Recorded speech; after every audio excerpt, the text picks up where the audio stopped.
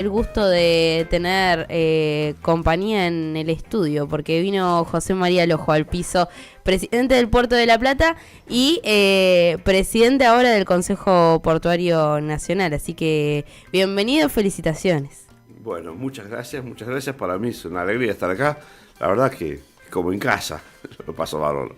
Qué bien, Pepe, muchas gracias por venir. Gracias por venir y por este halago. Siempre nos gusta charlar y compartir un poco. En este caso, en el piso, se nos permite también un poco más, un poco de extensión y sobre todo profundizar algunos conceptos, sobre todo también para la oyentada, sobre el funcionamiento de los puertos en la Argentina y también sobre la coyuntura que hemos hablado en otras oportunidades.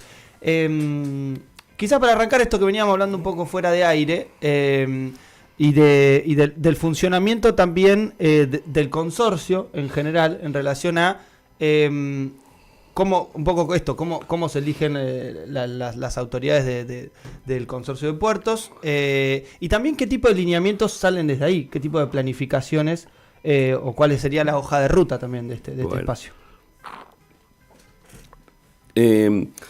Cuando hablamos del consorcio, por eso quiero diferenciar bien, el consorcio de gestión es el consorcio de gestión del puerto La Plata y el consorcio de gestión es una entidad pública dependiente de la provincia de Buenos Aires, claro, que tiene una administración autónoma o privada, un directorio que lo administra. El presidente del consorcio de gestión lo elige el gobernador de la provincia de Buenos Aires, en el caso del Puerto de La Plata y de todos los puertos de la provincia de Buenos Aires. Entonces, los presidentes de los consorcios de gestión de La Plata, Dock Sud, Quequén, Bahía Blanca, San Nicolás, San Pedro, Olivos, por Puerto Rosales, todos esos presidentes son elegidos por el gobernador de la provincia de Buenos Aires y cada uno tiene su funcionamiento autónomo. Ahora, como puertos, como entidades portuarias que nos integramos en un sistema que se pretende complementar y que funcione de forma precisamente como un sistema que dé servicio a la comunidad, nosotros tratamos de asociarnos con todos los puertos del país, básicamente con todos los puertos públicos del país, los de las otras provincias, básicamente, y los de la ciudad de Buenos Aires. Entonces, en ese sentido se crea una entidad que se llama el Consejo Portuario Argentino. Uh-huh. El Consejo Portuario Argentino tiene carácter nacional y trabaja en gestiones para la integración de los puertos, para la complementariedad de los puertos, para relevar causas comunes o cuestiones comunes que se requieren peticionar a distintos niveles de autoridad para su mejora, su corrección, propuestas y miradas también respecto de cuáles podrían ser las políticas portuarias ya a nivel nacional, claro. Digamos. Es un ente que no es estatal, es un ente, digamos, en donde los socios son los puertos, claro. Digamos, claro. Y ahí es donde, se elige una comisión directiva que es la que lleva adelante esta gestión de asesoramiento, capacitación, búsqueda de consensos, una agenda común, y sobre esa base, esa agenda común, y después a tramitar mejoras o reformas a los sistemas en general. Claro. O sea, es un órgano de apoyo, claro. Y al mismo tiempo de apoyo a las autoridades portuarias de todo el país, pero al mismo tiempo de relevamiento de oportunidades y de posibilidades de mejora. ¿Estuvo involucrado en lo que fue el intento de nacionalización de la aerovía, el Consejo, o no tiene injerencia ahí? El Consejo tiene injerencia de opinión. Claro. Digamos, no hay poder resolutivo, claro. En ese sentido, y en todo caso de asesoramiento, digamos. Nosotros en algún momento acercamos al Ministerio de Transporte desde el Consejo. Yo integraba la comisión directiva antes como prosecretario, y nos tocó asistir al Ministerio de Transporte. En esa época ya estaba Diego Giuliano a cargo de Transporte, del Ministerio de Transporte, y nosotros fuimos con alguna propuesta respecto de cuál podría ser, por ejemplo, un tratamiento adecuado para la vía troncal navegable. Básicamente, más allá de cuál pueda ser el mecanismo por el cual se opere, si es una nacionalización, generar una empresa estatal que lo administre, pero más que nada puntualizando la necesidad de que el diseño y los criterios que se apliquen para sostener ese sistema sean criterios soberanos, o sea, sean criterios para el bien común. Digamos, entendemos del Consejo Portuario Argentino, y es un poco lo que estamos defendiendo como posición en esta intención por mantener el gobierno del Consejo, que los puertos son, y el sistema logístico, portuario e intermodal de logística, básicamente son de interés general, de interés público, y que están para servir a la comunidad, digamos, por encima de las posibilidades de renta o de negocio, de los negocios que pueda haber. Digamos, muy bien si hay negocios que son conducentes a ese objetivo, pero que el diseño del sistema no esté gobernado por la posibilidad de ser un mejor negocio, sino por la posibilidad de que sea una mejor oportunidad para los y los argentinos. Digamos, es un poco el criterio. Claro.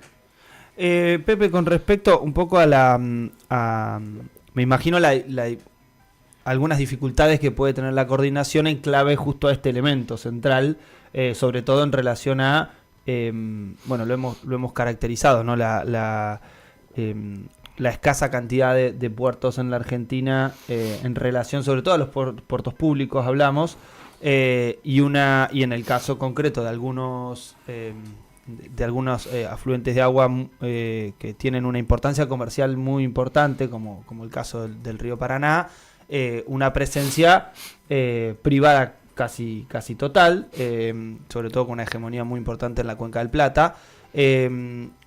¿Cómo se da esa dificultad a la hora de la coordinación? Porque me imagino que es un poco articular entre intereses que en algunos momentos pueden estar contrapuestos. En algunos momentos pueden estar contrapuestos, y nosotros buscamos en qué momento coinciden o confluyen. Hay cuestiones que nos podemos rayar. Perdón, pero tengo un resfrío muy importante. No hay ningún problema. Y en algún momento les voy a tener que hacer le digo, apunten para otro lado porque voy a estornudar. No pasa nada. Tenemos a Luca. Mira, Luca está atentísimo al momento. Le haces una seña y baja el micrófono. Se va a dar cuenta porque cuando va levanto los ojitos y la nariz buscando aire.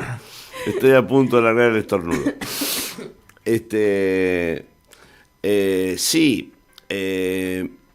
Esta entidad, el Consejo Portuario Argentino, es una entidad muy transversal. Para que te des una idea, las autoridades portuarias en general las definen las provincias, en todas las provincias, y hoy estamos en una situación bastante mixta porque tenemos, por ejemplo, el puerto de Buenos Aires es el único que no es una provincia que lo define, sino que es directamente la subsecretaría de puertos y vías navegables de la Nación. Entonces hay una línea política dentro del cual se define quién es el presidente de esa entidad. En Santa Fe, los puertos están definidos también por el gobierno de Santa Fe, cambiaron todos en esta última gestión. En Chubut también cambiaron. Y entonces tenemos y bueno, y otros que ya venían en Corrientes, precisamente, por ejemplo, Corrientes, por ejemplo, otra provincia que, vamos a decir, no hay que es diferente a la mirada que a lo mejor tenemos desde la provincia como la provincia de Buenos Aires, están muy alineados con la política en todo sentido, económica, logística y portuaria que emana del gobierno de la provincia de Buenos Aires y de Axel Kicillof, digamos, como el de Santa Cruz, como el de Formosa, que son una línea de una vertiente anterior. Pero bueno, en el Consejo se tiene que nutrir todo, claro. Sí. Y tenemos que puntualizar en las coincidencias, porque si empezamos a mirar las diferencias, se nos puede armar un despiole bárbaro. Claro. Entonces, bueno, precisamente ahora que se dirimió la conducción, el paso siguiente es ir a buscar las cosas en que coincidimos, tanto con los públicos como con los privados. Y como dije antes, nosotros lo que tenemos que tratar es de que impere la idea de que el sistema está al servicio de la comunidad y no la comunidad al servicio de los negocios. Sobre esa base, nosotros, la comunidad implica los negocios de los privados también. Obvio. Que los privados hagan su mejor negocio, pero siempre y cuando no sea a costa de la comunidad, sino que sea a favor de la comunidad. Y hay muchísimo que se puede hacer. Por suerte, en el ámbito portuario, nosotros tenemos una situación clave, que es de la definición de Estado, para mí fundamental en estos días, en donde hay que buscar consenso de todas las provincias y donde hay que buscar participación de todas las provincias. Porque históricamente, desde la colonia para acá, que las decisiones sobre la vida, navegación, la vida portuaria se van tomando desde Buenos Aires, desde la ciudad de Buenos Aires como centralidad de la aduana y del manejo de los recursos que ahí devienen. Y ha habido, qué sé yo, por ejemplo, es histórico, es muy interesante leer algo de historia y ver cómo, por ejemplo, cuestiones que hoy a lo mejor están siendo afectando a otros puertos. En su momento el puerto afectado era el de Rosario, por ejemplo. Claro. El Rosario era en determinado momento el mejor puerto, el mejor ubicado y el que mejores condiciones tenía para ser el puerto más dinámico de la República Argentina.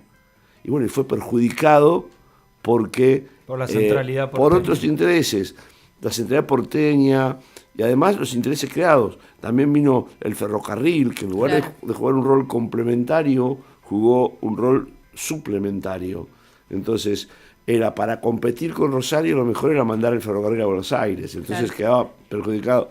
Entonces, Rosario, que tenía un margen natural, con profundidades adecuadas para recibir las grandes embarcaciones, que venían a buscar la producción granelera, que era la principal, que en ese momento era el puerto indicado para eso, digamos. Y tuvo que luchar toda la vida frente a las dificultades que se imponían desde la centralidad y desde los intereses creados. Porque muchas veces los intereses creados son los que operan. O sea, los que están parados o sentados arriba de un negocio y que les conviene que todo siga igual. Frente a los que, porque si cambia algo, no saben cómo van a quedar parados. No digo que van a perder, no saben cómo van a quedar parados. Sí, o les significa un cimbronazo. Hasta esta lógica de descostumbre, ¿no? De cambiar un poco un escenario en el cual se está acostumbrado a funcionar. Cambiar ese funcionamiento ya es una cuestión de rechazo, me imagino. Claro. Entonces, de esa situación, obviamente, se ha cambiado, se ha evolucionado. Hoy en día no sería el puerto de Rosario el principal que deberíamos considerar los argentinos, porque los barcos hoy son más grandes, los productos son otros, hay otras consideraciones que hacer. Sí hay que contemplar desde el diseño de la logística que los puertos son también herramientas para el desarrollo regional, que están para favorecer no solamente digamos que las mercaderías de cada región tengan un vehículo complementado entre todo el sistema intermodal de transporte para que se potencie el desarrollo de esas economías regionales y tengamos el vínculo, en el caso del que se exporte o en el caso del que se importe, por la vía más económica, más eficiente, más sustentable, que menos contamina el medio ambiente, que menos huella de carbono produce, que es mover las mercaderías en grandes volúmenes por embarcaciones, digamos. Bueno, hoy en día ese esquema, en la situación actual y lo que estamos previendo para lo que se viene, bueno, nos obliga a pensar de nuevo todo el sistema de navegación con una lógica que nosotros propendemos que sea esa, la lógica que permita que las economías regionales se puedan desarrollar, tengan accesos fáciles. Eso implica ver cuáles son los precios, los puertos estratégicos o los puntos estratégicos, los rieles estratégicos y los caminos estratégicos para poder armar en cada región lo que sea acorde a lo que esa región haya adquirido como política de desarrollo y cómo vinculamos eso a través del sistema multimodal, vial, ferroviario y fluvial para que esas mercaderías lleguen al destino final con el menos costo posible. Claro. Si nosotros tenemos un costo excesivo, una ineficiencia en el sistema logístico, tanto para llevar como para traer mercaderías, lo terminamos pagando nosotros, los consumidores. Porque ese costo no lo absorbe nadie en la cadena, terminamos pagándolo nosotros. Ahí vos decías esto de marcar la preponderancia sobre esos puertos. Hay muchos puertos que hoy están cerrados. Pensaba en el puerto de Ibicuí, que es un puerto que está en Entre Ríos, que no recuerdo en qué año fue cerrado, pero que era un marco regional que acompañaba toda la producción de la zona. Y muchos de estos también hoy están concesionados a privados o privatizados directamente. Hay más puertos privados en Argentina que estatales, si no me equivoco. Más o menos, no. No, lo que pasa es que hay más estatales. Lo que pasa es que los más dinámicos, los más grandes, los más importantes son los privados. Y bueno, y además, y si consideramos dentro de ese esquema las concesiones, porque, a ver, nosotros, el Puerto de la Plata es un puerto público. Claro. Pero las operaciones, las terminales, o sea que cada tipo de carga requiere de un tipo de equipamiento para moverse. Sí. Entonces, por ejemplo, en La Plata nosotros sacamos 450 barcos por año de combustible.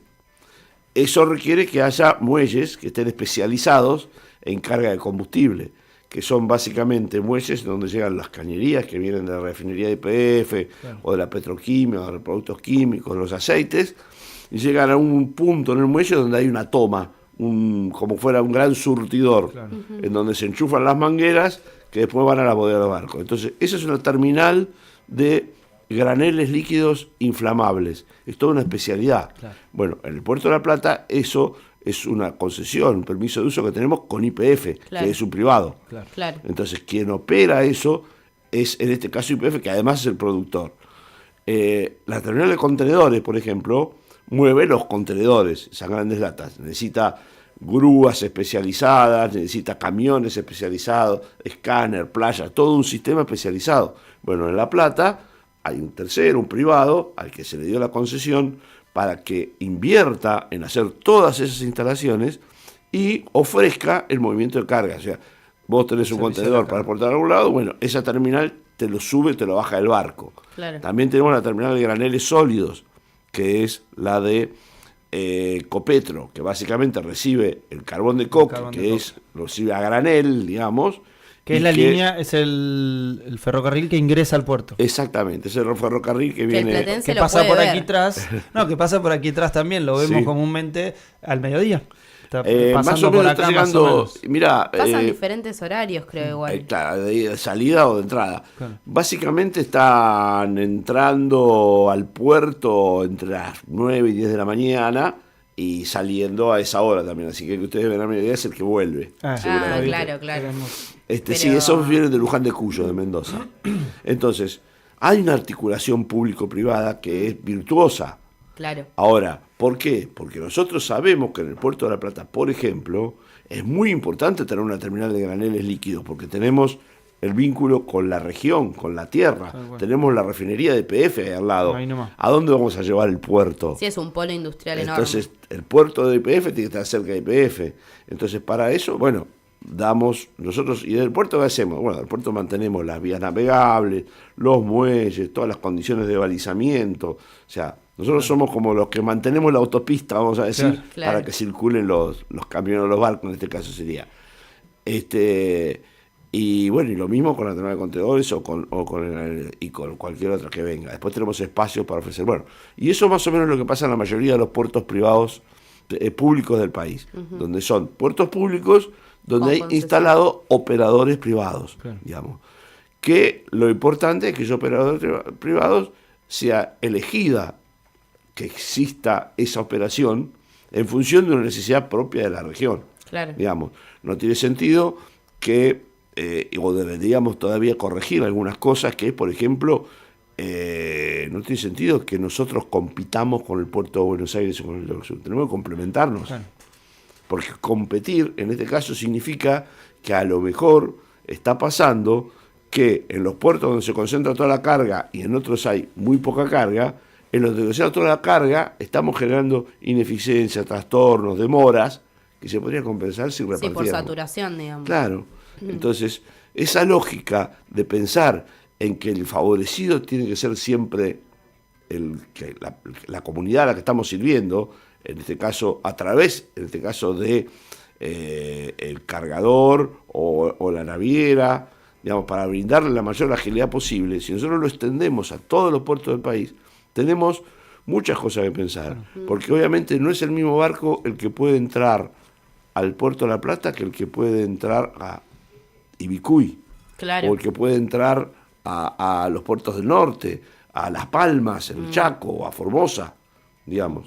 Ahora, eso no quiere decir que no haya un sistema de transporte muy necesario para poder mover las cargas que en los lugares donde el río no permite grandes embarcaciones, bueno, tengamos otro elemento que sí lo permita, digamos, y que permita que evitemos tener tanto consumo de combustible, daño al ecosistema, accidentes, robos, que significa por el transporte vial de esa mercadería. Claro. Así que bueno, tenemos un caso emblemático, es el tema de Tierra del Fuego. Tierra del Fuego es una isla, y sin embargo la mayoría de la producción de Tierra del Fuego que viene al continente o viceversa, viene por camión.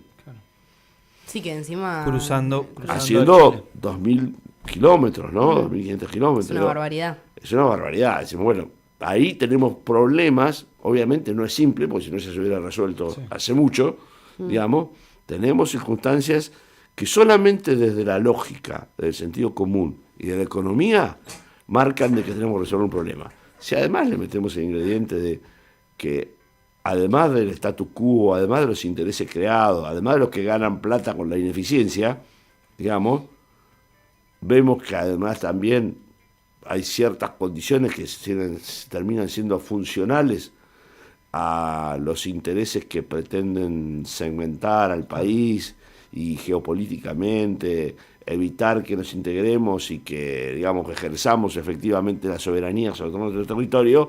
Bueno, siempre alguna cucharita por ese lado se puede pensar que nos meten en Claro, contra. sí, lógicamente. En esa línea, porque hay dos elementos que bueno, los hemos abordado en el programa y algunos con vos lo hemos conversado más de una vez, como el caso del Canal Magdalena, pero pensaba también en lo que fue, por ejemplo, el acuerdo que realizó las autoridades argentinas con el grupo de ingenieros del ejército norteamericano, principalmente por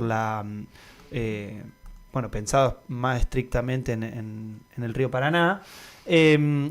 Gran parte, porque justo lo desarrollabas, ¿no? Y ponías el condimento de las acciones o las planificaciones geopolíticas que tienen en este caso algunas potencias para con la Argentina. Principalmente hay una cuestión de costo muy alto a la hora de esta planificación, que se necesita de algunos actores que tengan esa capacidad de inversión, o realmente tanto algunas provincias como el Estado argentino podría costear alguna de las obras que algunos creemos hipotéticamente en un plazo de años es una inversión recuperable. Sí, diría que es muy buena y muy amplia la pregunta, Daría, como para... un día tenemos que hacer un programa de las 10 de la noche a las 4 de la mañana. 4 de la mañana. Me sirve. Un conversatorio vamos a hacer, Podemos hacer diálogos patrióticos sobre la navegación y los puertos en la Argentina. Porque eso deriva en muchas cuestiones, y se me vinieron a la cabeza muchas líneas que no quiero meter ahora porque no vamos a tener tiempo. Pero sí es cierto, a ver, vamos a hacer una respuesta un poco más restringida. La mayoría de las obras principales que necesitamos hacer se pagan solas. Claro. O sea, puede ser que nos esté faltando circunstancialmente plata, dólares, porque escasean los dólares en Argentina, digamos, para las inversiones iniciales. De ahí es donde a lo mejor tenemos que explorar los mecanismos de la participación privada, digamos. Una participación privada que no tiene que ser te lo doy y hacer lo que quieras, sino necesito hacer esto con este funcional, con este formato, con esta condición, y decime cuánto me cobrás para mantenerlo, operarlo, y bueno, qué sé yo, como... A ver. Se hace un balance, digamos. Y mirá, yo soy bastante torpe con la plomería. Cuando necesito un plomero, llamo a un plomero. Claro. Y le digo cuánto vas a cobrar, y el plomero gana plata, porque vive de eso, digamos. Ahora, el plomero no decide a dónde pongo el inodoro o a dónde pongo el bidet. Eso lo decido yo. Claro. Digamos. Quizás ese es el problema, ¿no? Yo creo que ese es el principal problema, que nosotros tengamos una mirada y que, bueno, y cuando pensamos en cómo vamos a diseñar la casa, que la pensemos integral, que la pensemos para las funcionalidades de todo y todo, y que todos puedan tener acceso a situaciones, digamos. No, como decíamos antes, pues, para favorecer algún interés particular y no a otro. Vos mencionaste el tema de la Armada en la aerovía. Yo creo que hay jalones que, si los juntás todos, si los mirás desde un satélite, decís cómo lo están durmiendo estos chicos de Argentina, ¿no? Pues vos lo mirás de arriba y vos ves, a ver, ¿qué necesita Argentina? Y Argentina tiene un mar impresionante, necesita vincular sus ríos con sus mares para manejarlos, sí, pero además la mayor riqueza la está sacando de las exportaciones, que hoy estamos pendiendo de un hilo porque no quieren liquidar, pero las exportaciones agropecuarias que salen por el río Paraná. Entonces la mayor riqueza argentina sale por el río Paraná. ¿Quién lo controla? Hay una banderita de Estados Unidos ahí. Sí. Bueno, no, pero bárbaro, pero ¿sabés qué convendría? Que de ahí salga todo eso para Argentina, que le convendría para Argentina. Y bueno, que comunique sus ríos con su mar, porque hay una riqueza tanto en el mar como tierra adentro, que necesario que esté vinculada. Estamos hablando de una explotación offshore a 300 kilómetros de Mar del Plata, estamos hablando de una riqueza ictícola, de la mariológica, todo lo que puede tener el mar, que estamos de tener vinculado. Bueno, bárbaro, mandemos barcos argentinos a patrullar, sí, pero para que tenemos que pasar por Uruguay para ir a qué casualidad. Bueno, y vamos al mar argentino. Si vamos a argentino, pero todo el mar argentino, no, todo el mar argentino no podemos. ¿Por qué no? Porque tenemos una usurpación en las Islas Malvinas que por el poder de la fuerza y ningún derecho nos dicen, acá estamos nosotros y todo este entorno damos nosotros el permiso de pesca, no ustedes, y la administramos nosotros, y ahora vamos a ver si sacamos petróleo. Y para que ustedes estén tranquilos de que la fuerza tenemos nosotros, tenemos una base de la OTAN en las Malvinas. Y no solamente una base de la OTAN, estamos haciendo un puerto, estamos invirtiendo 150 millones de dólares en hacer un puerto en las Malvinas, digamos, a 15.000 kilómetros de donde viven los ingleses. Entonces, eso no lo hacen porque son buenos con los 2.000 malvineros que viven, malvinenses que viven ahí, o ingleses que viven en las Malvinas. Y encima viene esta señora Richardson y baja en Tierra del Fuego y dice, acá vamos a poner una base, bárbaro, dice. Y lo manda a llamar al presidente. Y lo manda a llamar al presidente, el presidente va y se disfraza de soldadito y va. A ver, miralo de arriba, una bandera yanqui en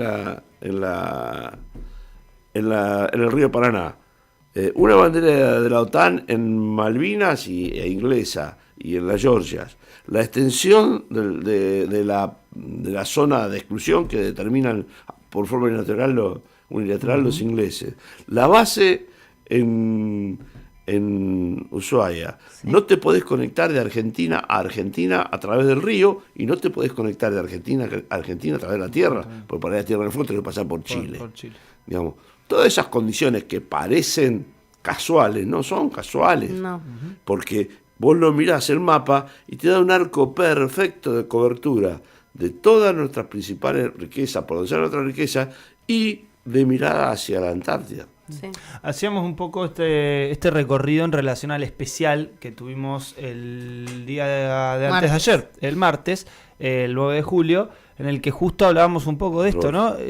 Las persistencias coloniales que están más vigentes que nunca. Acabás de escribir, bueno, justo hablamos con Rodolfo Carrizo y justo particularmente estuvimos dándole vuelta a esta idea, y que vemos que se refuerzan, que es este intento de que continúe la lógica colonial y que nos queda pendiente gran parte, cuando vos decías la necesidad de que confluyan los intereses para que para que se armonicen con el objetivo de la comunidad o con el horizonte que tenga la comunidad, son hechos profundamente patrióticos, y yo le agregaría profundamente revolucionarios en un contexto como este, sobre todo por el destino manifiesto al que nos quieren condenar.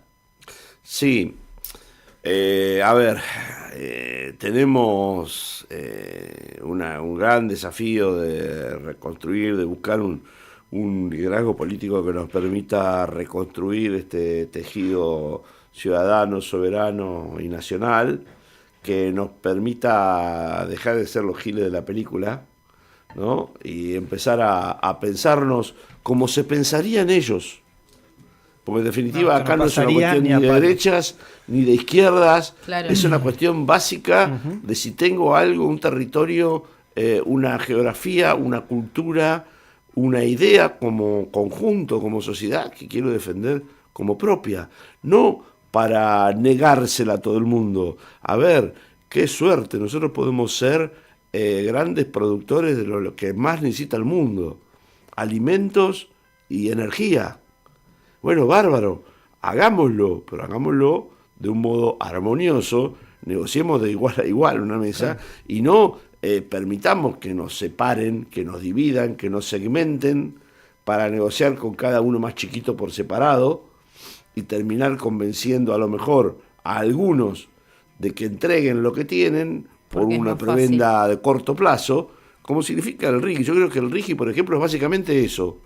En el corto plazo, a lo mejor se consiguen algunos dólares que entren, que es lo que está escaseando y que no puede entrar por ningún otro lado que no sea eso o el blanqueo de capitales, digamos, o sea, dos cosas muy peligrosas, digamos, y estamos entregando por nada, por lo que puede ser una inversión inicial, que decimos, uy, qué bárbaro, vino inversión de 7.000 millones de dólares, sí, pero la condición es que esa inversión viene hoy, que en 3 años se puede ir y que se lleva todo y que no deja nada. Y que puede declarar afuera todo. Claro, entonces, o sea, bueno, no... ¿para qué? O sea, para lo único que sirve es para pagar, o sea, estoy usando la riqueza que tengo para apagar un incendio que tengo hoy. Eso es el RIGI. Que no estaría mal que exista un régimen a las grandes inversiones que sea regulado por el Estado argentino. Digo que hay grandes inversiones que llegan a la Argentina todos los años y sin embargo no hay una regulación. O sea, no existe, digo, vemos el litio, vemos lo que pasa con nuestros recursos de combustibles, y sin embargo salen, pero esto es saqueo. Sí, se agrava, el RIGI agrava todo lo preexistente. Yo creo que había muchísimo para revisar, yo creo que tendríamos que ser proactivos en el sentido de ver, a ver, nosotros tenemos un futuro brillante, maravilloso desde el punto de vista de la riqueza que disponemos. Nosotros tenemos en la transición energética, por ejemplo, tenemos un volumen de energía en nuestro petróleo, en nuestro gas que es valiosísimo para todo el mundo. Yo tuve la suerte de estar hace un par de semanas, 3 semanas en Europa, y veía en el puerto de Génova unas montañas enormes de carbón para alimentar las usinas alemanas. A ver, llevémosle gas, llevémosle petróleo antes que carbón, digamos. Eso es la transición. Y después de la transición, nosotros tenemos viento, sol, mareas, ríos caudalosos, toda la posibilidad, olas, toda la posibilidad de crear energía verde en todos los formatos que quieras, en todas las tradiciones de nuestro país. Lo único que tendríamos que tener es la sabiduría de ver cómo nos organizamos para que esa generación de energía que a nosotros nos sobra y nos va a sobrar durante mucho tiempo, bueno, la podamos explotar para que primero que cubramos bien nuestras necesidades y segundo, que sean plataformas para que nos podamos desarrollar a partir de eso y no que dentro de 50 años nos encontremos con que se acabó todo y nos quedamos sin nada. Tal cual, Pepe. Yo tengo un montón de preguntas más para hacerte. Voy a tomar esta del conversatorio. Es que nos va a quedar, nos queda así y vamos a hacer, armado. Nosotros tenemos un tipo de conversatorio que se llama algo y coso. Así que vamos a hacer vías navegables y coso y vas a venir a conversar un par de horas. Bueno, muchísimas gracias. Ya saben que no me achico para hablar, y si hay mate, y, mejor.